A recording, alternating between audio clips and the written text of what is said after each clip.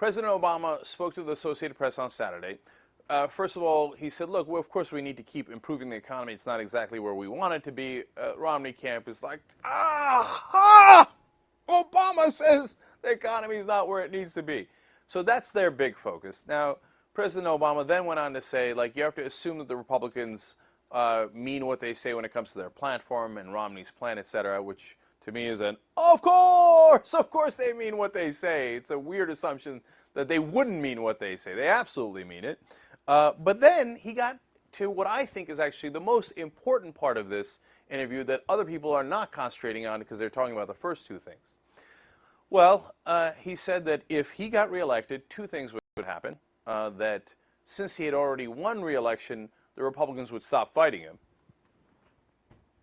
And since he already won, the second part is, well, the Republicans would have to assume that that's what the American people wanted. How could he possibly believe that? Now, this is at least the second time that he has said that in a very public and adamant way. Oh, we will definitely get bipartisanship the next time around. No, the Republicans will be buddies with me. What? Now, first of all, you're running a campaign based on Republican obstructionism. You're saying, hey, those guys are the bad guys because they obstruct everything for the country. Now, that's true. I would stick with that message. Not they'll magically be good guys after the next election after I beat them. I think that's just crazy talk. But to me, the most important part is actually the second part of that statement.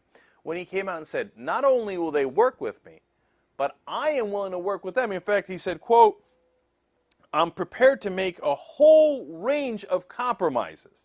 And he said compromises that would, in fact, make his own base very angry. Well, then why the hell should we vote for you? That's the most important part of the interview. Because he's telling us, Romney, Ryan plan on the budget and cutting Social Security, Medicare, Medicaid, all those things, outrageous. And if you elect me, I will agree with them. But then why am I going to elect you? He said compromises that are so significant that his own party will be angry with him. What a weird thing to say before an election.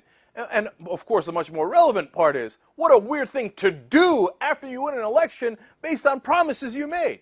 And he's telling you right now, I'm not going to keep my promises. Those crazy extremists on the right, I'm going to largely agree with them. So the first part of the statement where he says the Republicans will agree with me is nonsense. There's no proof of that. There's no experience that would lead you to believe that. So the reality is the second part of the statement where he's saying, no. If I get reelected, I will agree with them.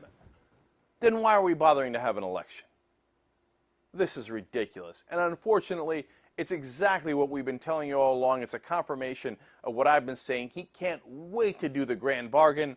The minute the election is over in the lame duck session, he will concede a tremendous amount to the Republicans, and then the Republicans will say, oh, golly gee, we are so reasonable after the election. Since Obama gave us 90% of what we wanted, we will now agree to raise taxes on the rich a tiny little bit by taking away exemptions that actually massively hit the middle class while we give the rich another round of tax cuts. Wait for it. Wait for it. It's coming. It's not me saying it. It's President Obama saying it. It's all of the lobbyists and the establishment Republicans who've all decided, grand bargain, let's do it, let's do it. The guys who've been hitting Norquist and the other Tea Party people saying, hey, quiet down, quiet down. It doesn't matter who wins the election.